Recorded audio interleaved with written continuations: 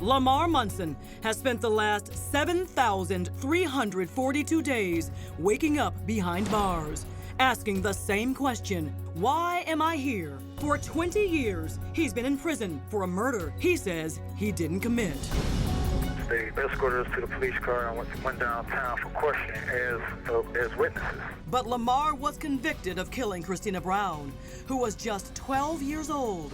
Christina, a lost child, lived in LaMarr's apartment building.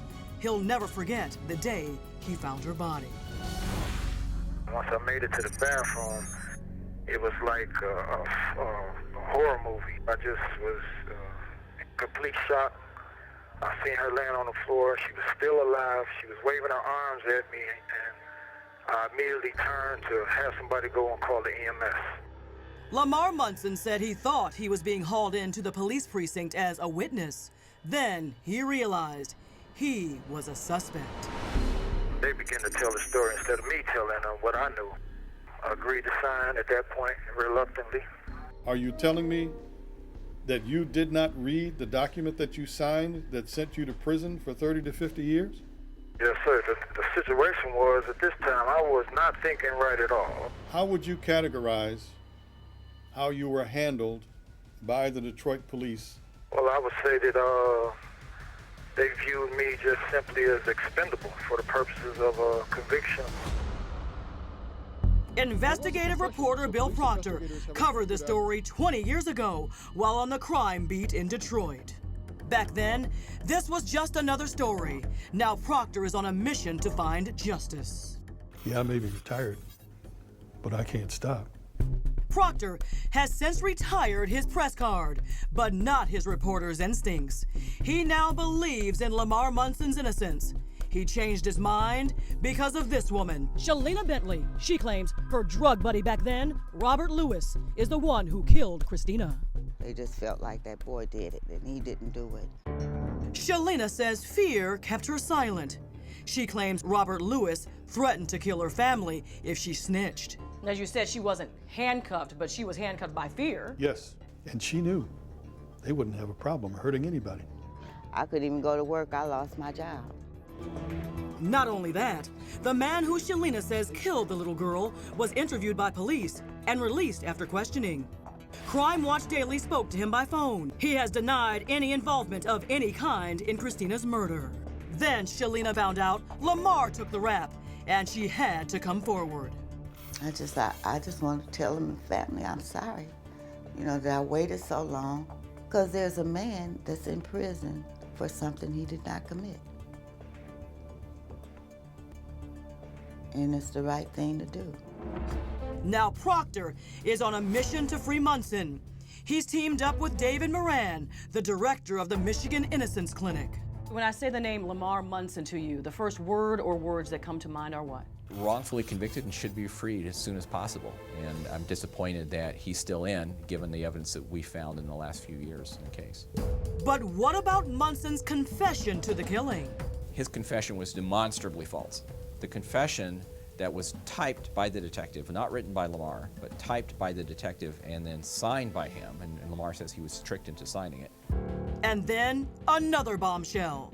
The autopsy reveals the true cause of death. So the confession is that he stabs her to death.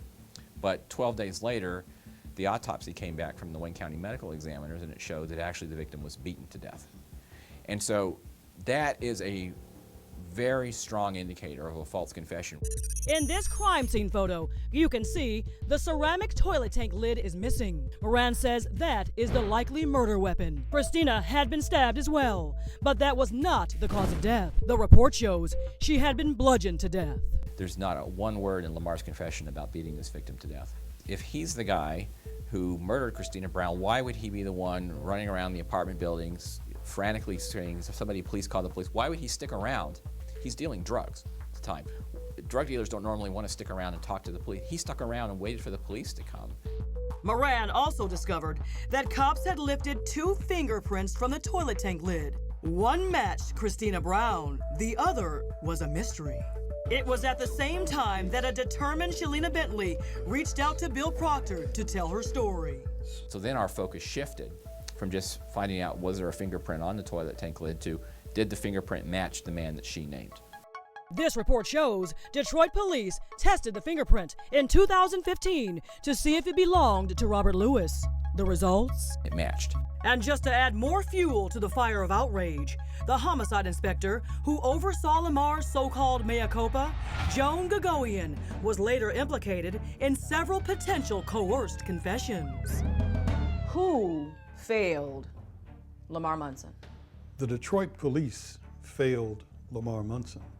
The Detroit police failed, more importantly, Christina Brown, because the Detroit Police Department forensically simply could have followed a blood trail from the murder scene up to Shalina Bentley's apartment. He should be paying for it and not LaMarr Monson.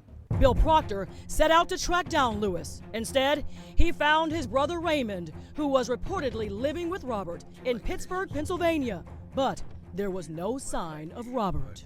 I mean, how did you go about finding me where I was at? What's been the toughest part? What's been the most frustrating? To know that there's a prosecutor standing at the door with her arms folded saying, oh no, they already had their bite at the apple. I could wring their necks, because the real bottom line is that bite at the apple led to the wrong conclusion. That's what's frustrating.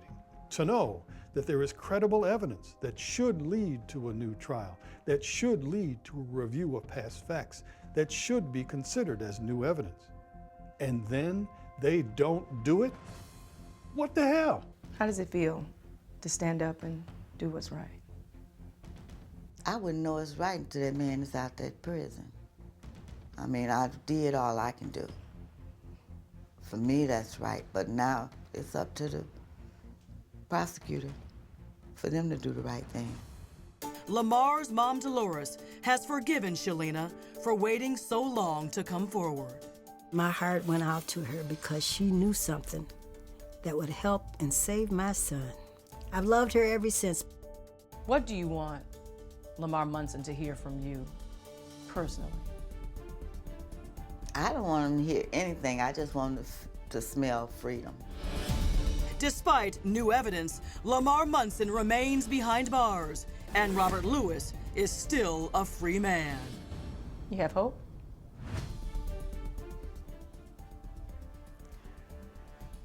Give me a little while.